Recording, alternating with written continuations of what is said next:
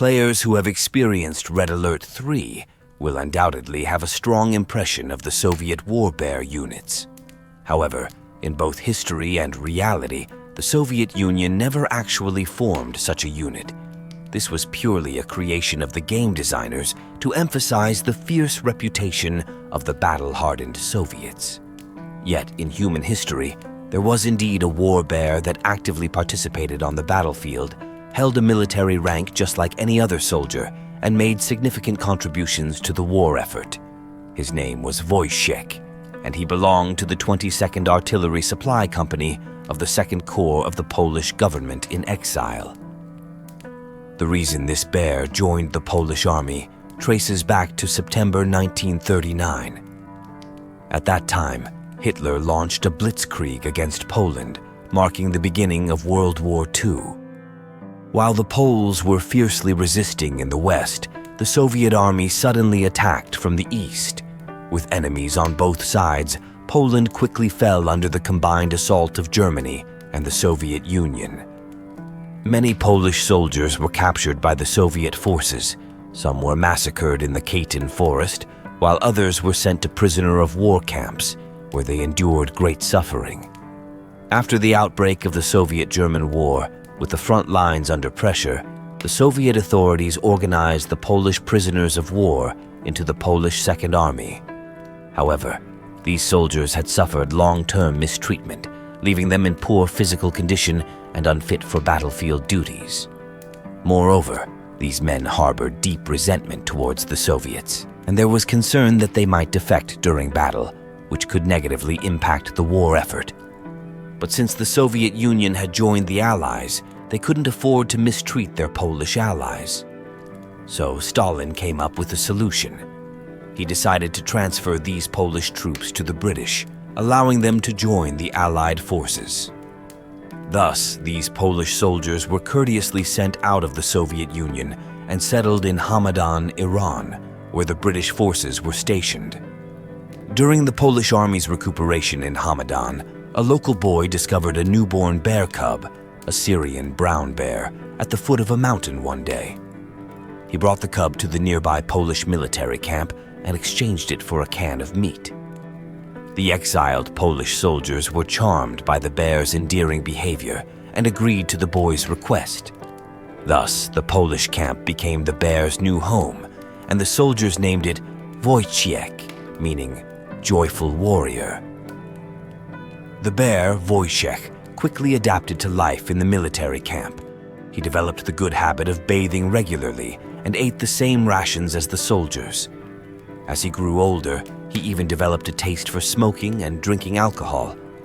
If he didn't get his beer, Wojtek would sulk in a corner by himself. He became the soldiers' favorite companion, and many of them would play and wrestle with him during their downtime. Wojtek brought immense joy to the Polish soldiers, helping to ease the pain of their lost homeland and exile. Wojtek followed the Polish army as they moved from place to place, living in Iraq, Syria, Palestine, and Egypt. By 1944, the bear had grown to adulthood at 2 years old, standing 1.82 meters tall and weighing 220 kilograms.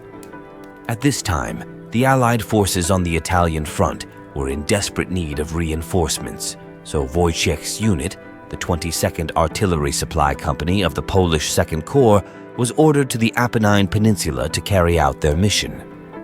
When the Polish army was preparing to board the transport ship to Italy, they encountered a problem. According to British military regulations, only official soldiers were allowed on board, and Wojtek, with his large size and fierce appearance, was considered a dangerous animal.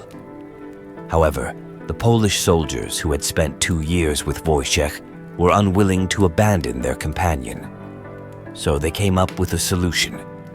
They awarded Wojtek the rank of private and officially enlisted him in the army, even providing him with a salary. The British, although initially shocked and amused, recognized the deep bond between the Poles and Wojtek and decided to go along with it, allowing the bear to enlist. Thus, Wojtek, as an official soldier, went to the front lines alongside the Polish troops. Wojtek was strong and full of energy, so the Polish soldiers trained him to be a munitions carrier, responsible for the logistics and supply of artillery shells. His battlefield debut came during the fierce Battle of Monte Cassino. Wojtek steadily carried artillery shells back and forth between the base and the front lines. Even when traversing the rugged mountain paths of Monte Cassino, he never dropped a single shell. Unlike humans who might be startled by explosions, Wojtek bravely pushed forward through the hail of bullets and shells, ensuring that the munitions were delivered to the front lines in time. At the time, some British soldiers were astonished to see a massive figure moving through the smoke of battle. When the smoke cleared, they were shocked to discover that it was a bear carrying artillery shells. One British veteran recalled, "I suddenly noticed a huge brown bear in our ranks, calmly walking past me with a heavy mortar shell in its arms. The sight scared me half to death." Indeed, using a bear to transport munitions was unprecedented in the history of human warfare, and Wojtek's actions truly made history. After the Allied victory in the Battle of Monte Cassino, Wojtek the Brown Bear became a star. The emblem of his unit was even changed to feature a bear holding a shell. Later, this Polish unit was deployed to the village of Hutton in Berwickshire, Scotland. Due to Wojtek's outstanding performance on the Italian front, he became a beloved companion, and local media frequently reported on his heroic deeds. His legend quickly became a well-known story throughout the United Kingdom. One report mentioned, when Prince Charles took Princes William and Harry to visit the Imperial War Museum, he specifically noted that there was no need to explain Wojtek's legendary life in detail, as the three of them were already well acquainted with his story. After the war, Polish soldiers returned to civilian life, and Wojtek was settled in the Edinburgh Zoo. However, many of his Polish comrades continued to visit him, reminiscing about the good times they had shared and the harrowing scenes of war they had endured together. The veterans recalled, "Whenever I called his name, he would sit down, shake his head, and beg me for a cigarette." Another said, "He was like a big dog. No one was afraid of him. He loved smoking cigarettes and drinking beer, and when he drank, he did it just like one of the guys." In the years that followed, Wojtek often appeared on British children's television programs, bringing joy to countless children. In December 1963, Wojtek passed away at the age of 22, a remarkable age for a bear. However, his legend has never been forgotten. Edinburgh erected a special monument in his honor. Additionally, statues of Wojtek can be found at the Imperial War Museum in London, the Canadian War Museum in Ottawa, and the Sikorsky Museum. Even today, some British buses still feature a cartoon of a bear holding a shell,